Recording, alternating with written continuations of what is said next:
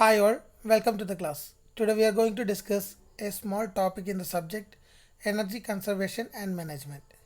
It is a non-departmental elective in fourth year of BTech offered by Mechanical Engineering. This is the first class of my presentation and today we are going to discuss two topics. They are energy and power. So the module consists of following: energy power, past and present scenario of world, national energy consumption data, environmental aspects associated with energy utilization, energy auditing that includes needs, type, methodology and barriers, and the role of energy managers in industries and various instruments used for energy auditing. First of all, we must know what is energy and what are the importance of energy. നമ്മൾ എനർജീനെ കുറിച്ച് പറയുമ്പോൾ energy എന്ന് പറയുന്നത് എത്ര important ആണെന്ന് ആലോചിക്കണം. നമുക്ക് already energy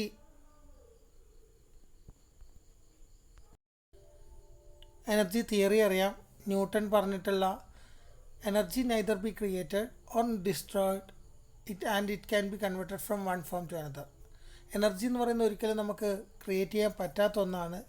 ഒരു ഫോമിൽ നിന്ന് മറ്റൊരു ഫോമിലേക്ക് മാറ്റാൻ മാത്രമേ സാധിക്കുള്ളൂ. അതുകൊണ്ട് തന്നെ ഇത് വളരെ ഇമ്പോർട്ടൻ്റ് ആയിട്ടുള്ള ഒരു ടേമാണ് എനർജി. നമ്മൾ ഒരു ഇൻഡസ്ട്രീസ് എടുത്തു കഴിഞ്ഞാൽ നമ്മളുടെ ഇൻഡസ്ട്രീസിൻ്റെ ഡെവലപ്മെൻറ്റ് മുഴുവൻ ഏറ്റവും കൂടുതൽ എഫക്റ്റ് ചെയ്യുന്ന ഒരു സാധനമാണ് എനർജി. നമ്മളുടെ ഇന്ത്യ ഉപയോഗിക്കുന്ന എനർജീനെ കുറിച്ചെല്ലാം നമ്മൾ പൊതുവെ പത്രങ്ങളിലെല്ലാം കേൾക്കാറുണ്ട്. കോൾ എനർജി, അത് കാരണം ഉണ്ടാകുന്ന environmental issues, electrical energy, conversion of petroleum fuels to electrical energy, ഇങ്ങനെയുള്ള പല കാര്യങ്ങളും നമ്മളുടെ കൺവെൻഷണൽ വേൾഡിൽ നമ്മൾ ഡിസ്കസ് ചെയ്തുകൊണ്ടിരിക്കുന്ന ടൈമാണിത്. അതുപോലെ തന്നെ ഓൾമോസ്റ്റ് എല്ലാ ഡെവലപ്പിംഗ് കൺട്രീസിലും അവരുടെ ഇൻഡസ്ട്രിയൽ സ്റ്റാൻഡേർഡ്സ് അല്ലെങ്കിൽ ഇൻഡസ്ട്രിയിൽ ഏറ്റവും കൂടുതൽ ചിലവ് വരുന്ന ഒരു വിഭാഗം എന്ന് പറയുന്നത് എനർജിയാണ്. So they are doing energy audit every year for their industries.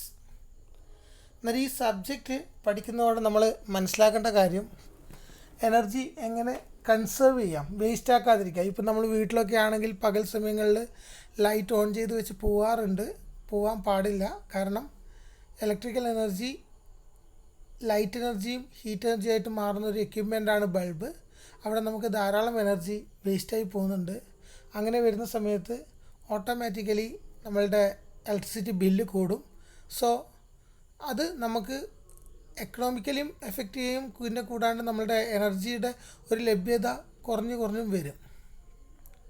So നമ്മളതിന് വളരെ പ്രോപ്പറായിട്ട് ചിന്തിക്കണം. ലൈറ്റ് മാത്രമല്ല ഞാൻ ഉദ്ദേശിച്ചത്, പല എക്യുപ്മെൻറ്റ്സ് ആവശ്യമില്ലാതെ ഉപയോഗിക്കുന്നുണ്ടെങ്കിൽ അതൊക്കെ കൺസേർവ് ചെയ്യാം.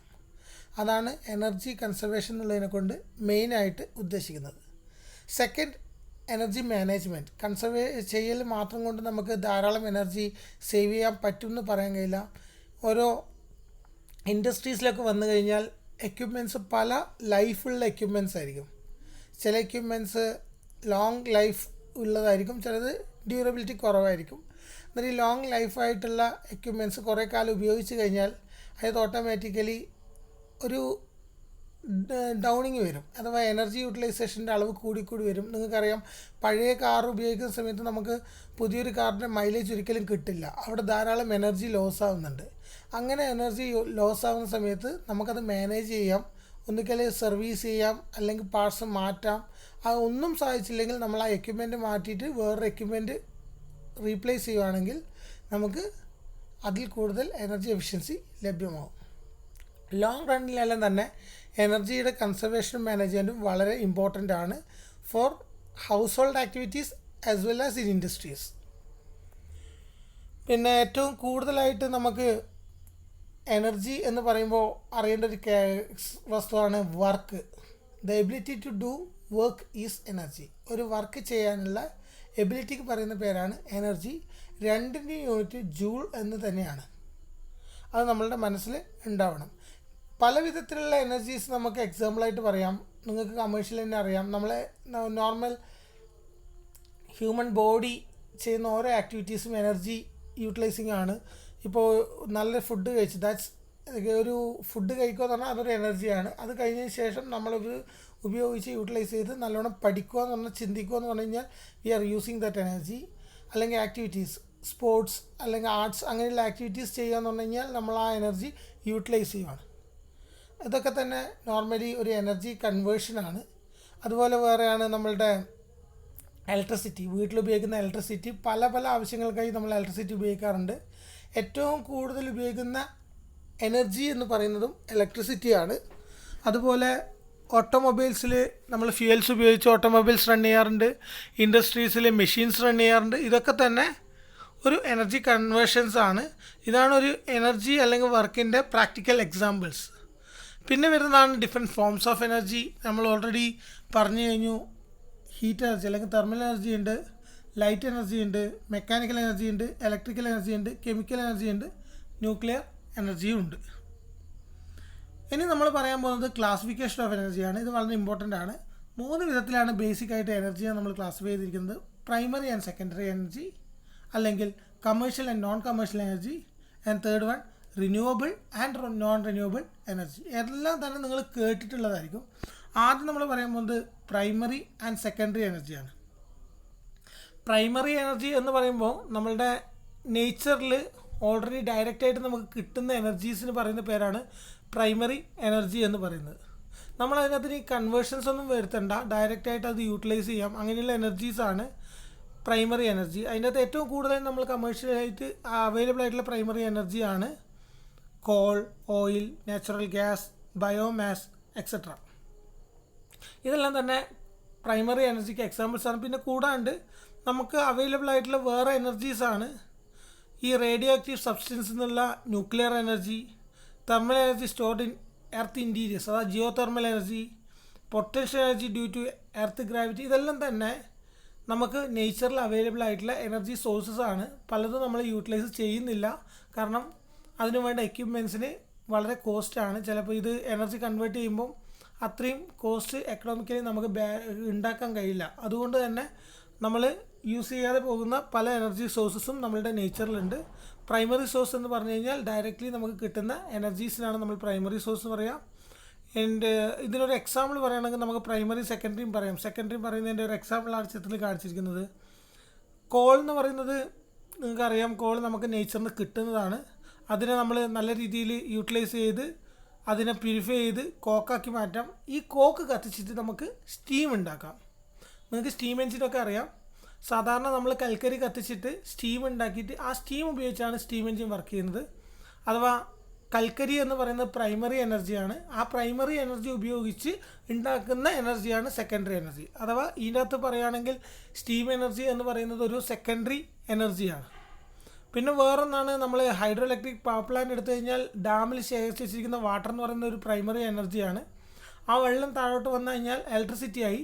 ആ ഇലക്ട്രിസിറ്റിയാണ് നമ്മൾ കമേഴ്ഷ്യലി ഹൗസിലെല്ലാം യൂസ് ചെയ്യുന്നത്. അഥവാ ഈ ഹൈഡ്രോ ഇലക്ട്രിക് പവർ പ്ലാന്റിൽ ഹൈഡ്രോളിക് എനർജി എന്ന് പറയുന്നത് നമ്മുടെ വാട്ടറിൻ്റെ എനർജി എന്ന് പറയുന്നത് പ്രൈമറി എനർജിയും ഇലക്ട്രിസിറ്റി എന്ന് പറയുന്നത് സെക്കൻഡറി എനർജിയുമാണ്. ഇത് തന്നെയാണ് സോളാർ സിസ്റ്റത്തിൽ വരിക. സോളാറിന് വരുന്നത് പ്രൈമറി എനർജിയും അതൊരു സോളാർ സെല്ലിൽ വെച്ച് കൺവേർട്ട് ചെയ്താൽ നമുക്ക് ഇലക്ട്രിക്കൽ എനർജി കിട്ടും. അത് നമ്മൾ പല ആവശ്യങ്ങൾക്കായി യൂസ് ചെയ്യും. അവിടെയും ഇലക്ട്രിക്കൽ എനർജിയാണ് സെക്കൻഡറി എനർജി. പല വിധത്തിലുള്ള എക്സാമ്പിൾസ് നിങ്ങൾക്കിപ്പോൾ കാണാൻ പറ്റും. എല്ലാം തന്നെ ഇതിൻ്റെ ക്ലാസിഫിക്കേഷൻസ് ആണ്, ശ്രദ്ധിക്കുക. സെക്കൻഡറി എനർജി ഞാൻ ഓൾറെഡി പറഞ്ഞു കഴിഞ്ഞു. പ്രൈമറി എനർജി സോഴ്സസ് നിന്ന് കൺവേർട്ട് ചെയ്തെടുക്കുന്ന എനർജി അഥവാ ഇൻഡസ്ട്രിയൽ ആക്ടിവിറ്റീസ് ചെയ്യാൻ വേണ്ടിയിട്ട് നമ്മൾ കൺവേർട്ട് ചെയ്തെടുക്കുന്ന എനർജിയാണ് സെക്കൻഡറി എനർജി. ഇപ്പോൾ എക്സാമ്പിൾ പറയുകയാണെങ്കിൽ ഇലക്ട്രിസിറ്റിയാണ് ഏറ്റവും കൂടുതലായിട്ട് യൂസ് ചെയ്യുന്ന സെക്കൻഡറി എനർജി. അതേപോലെ തന്നെ സ്റ്റീം നമ്മൾ ഭയങ്കര വൈഡായിട്ട് യൂസ് ചെയ്യുന്നൊരു സെക്കൻഡറി എനർജി സിസ്റ്റമാണ്. പിന്നെ ഈ പ്രൈമറി എനർജി തന്നെ വേണമെങ്കിൽ ഡയറക്റ്റ്ലി യൂസ് ചെയ്യാം, എനർജി ആവശ്യങ്ങൾക്കായി യൂസ് ചെയ്യാം, അതിലും ബുദ്ധിമുട്ടുകളൊന്നുമില്ല. പിന്നെ ചില കേസുകളിൽ എനർജി ആക്ടിവിറ്റീസിനല്ലാണ്ടും പ്രൈമറി എനർജി സോഴ്സസ് യൂസ് ചെയ്യാറുണ്ട്. അത് ഇപ്പോൾ പറയുകയാണെങ്കിൽ കോൾ അല്ലെങ്കിൽ natural gas can be used as feedstock in fertilizer plant. അതൊരു എക്സാമ്പിളാണ്. അതൊരു എനർജി ആക്ടിവിറ്റി അല്ല, ഫീഡ് സ്റ്റോക്ക് ആയിട്ടാണ് യൂസ് ചെയ്തത്. ഇനി വരുന്ന രണ്ടാമത്തെ ക്ലാസിഫിക്കേഷൻ അത് വളരെ ഇമ്പോർട്ടൻ്റ് ആണ്, commercial and non commercial energy. Commercial എന്ന വാക്ക് തന്നെ നമുക്ക് മനസ്സിലാക്കാം. നമ്മളുടെ നാട്ടിൽ അല്ലെങ്കിൽ ഒരു മാർക്കറ്റിൽ പോയി പർച്ചേസ് ചെയ്യാൻ പറ്റുന്ന എനർജി സോഴ്സസിന് പറയുന്ന പേരാണ് കമേഴ്ഷ്യൽ എനർജി. ഇപ്പോൾ നിങ്ങൾ പറയുകയാണെങ്കിൽ വീട്ടിൽ ഗ്യാസിന് എത്ര വില എന്നുള്ള വീട്ടുകാരോട് ചോദിച്ചാൽ മതി, അല്ലെങ്കിൽ നിങ്ങൾക്ക് ഗ്യാസ് പോയി വാങ്ങാം. അങ്ങനെ ഒരു പ്രൈസിന് നമുക്ക് വാങ്ങാൻ കിട്ടുന്ന എനർജിക്ക് പറയുന്ന പേരാണ് കമേഴ്ഷ്യൽ എനർജി. ഇപ്പോൾ പെട്രോൾ, ഡീസൽ ഇതെല്ലാം തന്നെ കമേഴ്ഷ്യൽ എനർജീസാണ്. 1 ലിറ്റർ പെട്രോളിന് ഇത്രയും വിലയാണ്, ആ എമൗണ്ട് നമുക്ക് എനർജി ഡയറക്റ്റ്ലി കിട്ടുന്നതാണ്. അതാണ് ഈ കമേഴ്ഷ്യൽ എനർജി എന്ന് പറയുന്നത്. പിന്നെ രണ്ടാമത്തെ ക്ലാസിഫിക്കേഷനാണ് non commercial energy. Non commercial energy എന്ന് പറഞ്ഞു കഴിഞ്ഞാൽ അത് നമുക്ക് കാശ് കൊടുത്താൽ ഡയറക്റ്റായിട്ട് കിട്ടുന്നതല്ല, അതുകൊണ്ട് തന്നെ നമ്മൾ എക്കണോമിക്കലായിട്ട് പ്രൊഡ്യൂസ് ചെയ്യുന്നതല്ല. അതുകൊണ്ട് തന്നെ നമ്മൾ എനർജി ഓഡിറ്റിങ്ങിലൊന്നും ഇതിനെ വളരെ ഇമ്പോർട്ടൻ്റ് ആയിട്ട് യൂസ് ചെയ്യേണ്ട കാര്യമില്ല. അതിപ്പോൾ പറയുകയാണെങ്കിൽ നമ്മളുടെ പണ്ട് കാലത്ത് വീടുകളിൽ ഉപയോഗിച്ചിരിക്കുന്ന അഗ്രികൾച്ചറൽ വേസ്റ്റ്, ഫയർവുഡ്, കാറ്റിൽ ഡങ്, അതൊക്കെ നമുക്ക് ഇതിൻ്റെ ക്ലാസിഫിക്കേഷനിൽ യൂസ് ചെയ്യാം. അതുപോലെ സോളാർ എനർജി, വിൻഡ് എനർജി, ഇതൊന്നും നമ്മൾ കാശ് കൊടുക്കേണ്ട ആവശ്യമില്ല. നമുക്ക് നമ്മളുടെ എല്ലാ സ്ഥലത്തും അവൈലബിൾ ആണ്. അതിന് വലിയ ഒരു എക്കണോമിക്കൽ ആവശ്യങ്ങളൊന്നും തന്നെ ഇല്ല. അതിനാണ് നോൺ കമേഴ്ഷ്യൽ എനർജി എന്ന് പറയാം. ഇപ്പോൾ എക്സാമ്പിൾ പറയുകയാണെങ്കിൽ കമേഴ്ഷ്യൽ എനർജിക്ക് എക്സാമ്പിളാണ് ഇലക്ട്രിസിറ്റി, പെട്രോൾ, ഡീസൽ, അതുപോലെ LPG ഗ്യാസ് എക്സെട്ര. നോൺ കമേഴ്ഷ്യലിന് എക്സാമ്പിളാണ് firewood, agro waste, solar energy, പിന്നെ കൂടാണ്ട് wind energy etcetera. And next classification വരുന്നത് renewable and non renewable energy sources ആണ്. റിന്യൂവബിൾ എനർജി സോഴ്സസ് എന്ന് പറഞ്ഞാൽ വീണ്ടും വീണ്ടും നമുക്ക് ഉണ്ടാവുന്ന ഒരു എനർജി സോഴ്സാണ്. അഥവാ ഏത് കാലത്തും തീരാത്ത ഇൻഫിനിറ്റി ആയിട്ട് നമുക്ക് അവൈലബിൾ ആയിട്ടുള്ള എനർജി സോഴ്സസിന് പറയുന്ന പേരാണ് റിന്യൂവബിൾ എനർജി. അല്ലെങ്കിൽ വീണ്ടും വീണ്ടും നമുക്ക് യൂട്ടിലൈസ് ചെയ്യാൻ പറ്റുന്ന എനർജിയാണ് റിന്യൂവബിൾ എനർജി. അതിപ്പോൾ എക്സാമ്പിൾ പറയുകയാണെങ്കിൽ വിൻഡ് എനർജി എന്ന് പറയുന്നത് എപ്പോഴും കാറ്റുണ്ടാവും, അതുകൊണ്ട് തന്നെ ഒരു റിന്യൂവബിൾ എനർജിയാണ്. Solar energy, geothermal energy, tidal power, hydroelectric power, ഇതെല്ലാം തന്നെ റിന്യൂവബിൾ എനർജീസിന് എക്സാമ്പിൾസ് ആണ്. ആൻഡ് ഈ പറഞ്ഞിരിക്കുന്ന റിന്യൂവബിൾ എനർജി ഒന്നും തന്നെ ഒരു ഹാംഫുൾ പൊല്യൂട്ടൻസ് ഒന്നും നമുക്ക് എക്സോസ്റ്റ് ചെയ്തില്ല, അതുകൊണ്ട് തന്നെ വളരെ സേഫാണ്. അതുകൊണ്ട് തന്നെ wide range of renewable energy sources നമ്മളിപ്പോൾ യൂട്ടിലൈസ് ചെയ്ത് വന്നുകൊണ്ടിരിക്കുന്നുണ്ട്. സോളാർ എനർജി എല്ലാം കമേഴ്ഷ്യലി ഇപ്പം വളരെ യൂസ് ചെയ്തുകൊണ്ടിരിക്കുന്ന ഒരു സാധനമാണ്.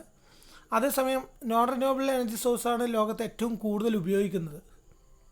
പക്ഷേ ഒരു കാലം കഴിഞ്ഞു കഴിഞ്ഞാൽ നമുക്ക് ഇത് അവൈലബിൾ ആയിരിക്കില്ല.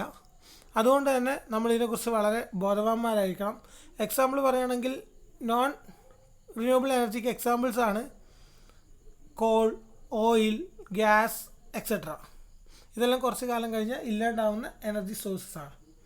അതുകൊണ്ട് തന്നെ നമ്മൾ റിന്യൂവബിൾ എനർജി സോഴ്സിലേക്ക് മാറിക്കൊണ്ടിരിക്കേണ്ട ഒരു കാലഘട്ടമാണ് ഇനി ഫ്യൂച്ചറിലേക്ക് വരുന്നത്. അങ്ങനെയായാൽ മാത്രമേ നമുക്ക് എനർജി മെയിൻറ്റെയിൻ ചെയ്യാൻ പറ്റുള്ളൂ. പിന്നെ കൂടാണ്ട് വേറൊന്നാണ് കൺവെൻഷണൽ എനർജിയും നോൺ കൺവെൻഷണൽ എനർജിയും. അത് വലിയൊരു ക്ലാസിഫിക്കേഷനായിട്ട് പറയുന്നില്ലെങ്കിൽ മനസ്സിലാക്കുക. കൺവെൻഷണൽ എനർജി എന്ന് പറഞ്ഞു കഴിഞ്ഞാൽ കറൻ്റ്ലി നമ്മളുടെ സൊസൈറ്റിയിൽ യൂസ് ചെയ്യുന്ന എനർജി മെത്തേഡ്സ് എല്ലാം തന്നെ നമുക്ക് കൺവെൻഷണൽ എനർജി എന്ന് പറയാം.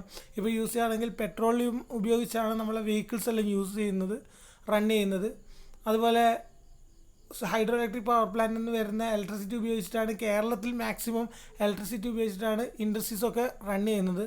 നമുക്കിതൊന്നും അല്ലാണ്ട് തന്നെ നോൺ കൺവെൻഷണൽ ആയിട്ടുള്ള സോളാറും വിൻഡും നല്ല വൈഡ് റേഞ്ച് ഓഫ് ആയിട്ട് യൂസ് ചെയ്യാൻ പറ്റും. അങ്ങനെ നമുക്ക് നോൺ കൺവെൻഷണൽ എനർജി സോഴ്സസ് ആയിട്ടും യൂസ് ചെയ്യാൻ പറ്റും. നമ്മളിപ്പോൾ സാധാരണ ഉപയോഗിക്കാത്ത എനർജി സോഴ്സസിന് പറയുന്ന പേരാണ് നോൺ കൺവെൻഷണൽ എനർജി സോഴ്സസ്. ഇപ്പോൾ നിങ്ങൾക്ക് എക്സാമ്പിളായിട്ട് ചിത്രം കാണാൻ പറ്റും, റിന്യൂവബിളും നോൺ റിന്യൂവബിളും. റിന്യൂവബിളിൽ മെയിനായിട്ട് വരുന്നത് biomass, solar, geothermal, wind, water etcetera. അതേസമയം നോൺ റിന്യൂവബിളിൽ ഏറ്റവും കൂടുതലായിട്ട് വരുന്നത് coal, natural gas, nuclear and oil. ഇതൊക്കെയാണ് മെയിനായിട്ട് നോൺ റിന്യൂവബിളായിട്ട് പറയുന്നത്. ഇനി രണ്ട് ടേം നമ്മൾ അറിഞ്ഞിരിക്കണം. പവർ എന്നുള്ളത് എന്താണെന്ന് അറിഞ്ഞിരിക്കണം.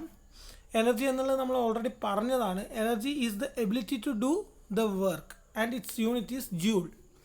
നോർമലി നമ്മൾ എനർജി അല്ലെങ്കിൽ വർക്കിൻ്റെ ഡെഫിനേഷനാണ് work is equal to force into distance. ആ വർക്ക് ചെയ്യേണ്ട എബിലിറ്റിയാണ് energy. So energy is equal to എന്ന് എഴുതാൻ പറ്റില്ല, പക്ഷേ work is equal to force into distance ആണ്. അത് തന്നെയായിരിക്കും ഓൾമോസ്റ്റ് ക്വാണ്ടിറ്റിയിൽ എനർജി ഉണ്ടാവുക. പിന്നെ പവർ എന്ന് പറയുന്നത് it is defined as the rate of doing work. ഒരു നിശ്ചിത സമയത്തിൽ എത്ര വർക്ക് ചെയ്തു എന്നുള്ള ക്വാണ്ടിറ്റിയാണ് പവർ. പവറിൻ്റെ യൂണിറ്റാണ് watts. And the equation is power is equal to work by time, or energy can be expressed as power into time. നമുക്കൊരു small problem ചെയ്യാം. പ്രോബ്ലം എന്താണെന്ന് പറഞ്ഞു കഴിഞ്ഞാൽ a portable machine requires a force of 200 Newton to move it. How much work is done if the machine is moved 20 meter and average power is useless if the movement takes 25 seconds? നമ്മളൊരു portable machine തള്ളി നീക്കുവാണ്. ഒരു 20 metre തള്ളി നിൽക്കാൻ നമുക്ക് ആവശ്യമായ force എന്ന് പറയുന്നത് 200 Newton ആണ്. അതിന് എടുത്ത ടൈം എന്ന് പറഞ്ഞാൽ 25 സെക്കൻഡാണ്. അങ്ങനെയാണെങ്കിൽ എത്ര വർക്ക് ഡൺ ഉണ്ടായി, അത് കൂടാണ്ട് തന്നെ എത്ര പവർ ആവശ്യം ആയി വന്നു എന്നുള്ളതാണ് കണ്ടുപിടിക്കേണ്ടത്. വർക്ക് ഡൻ്റെ ഇക്വേഷൻ നമുക്ക് ഓൾറെഡി അറിയാം. ഇറ്റ്സ് ഈക്വൽ ടു, അല്ലെങ്കിൽ energy is equal to work is equal to force into distance. ഇപ്പം ഇവിടെ പറയുകയാണെങ്കിൽ 200 ആണ് ഫോഴ്സ്, പിന്നെ ഇൻറ്റു 20 മീറ്റേഴ്സാണ് മൂവ് ചെയ്തത്. So net effect will be 4000 Newton meter or joule, അല്ലെങ്കിൽ നമ്മൾ അതിനെ കിലോ ജൂളിലേക്ക് മാറ്റിയാൽ 4 കിലോ ജൂൾ എന്ന് കിട്ടും. പിന്നെ കൂടാണ്ട് പവർ എന്ന് പറയുന്നത് വർക്ക് ഡൺ ബൈ ടൈം ആണ്. ഇവിടെ 25 സെക്കൻഡ്സ് എടുത്തതുകൊണ്ട് തന്നെ 4000 divide by 25 is equal to 160 joule per second or watts. ഇതാണ് ഈ പ്രോബ്ലം ചെയ്യുന്നത്. ഇതുപോലെ സിമ്പിൾ പ്രോബ്ലംസ് ചിലപ്പോൾ ചോദിക്കാം, സാധ്യത കുറവാണ്. എന്നാലും നോട്ട്സ് നല്ല രീതിയിൽ മെയിൻറ്റെയിൻ ചെയ്യുക. Thank you.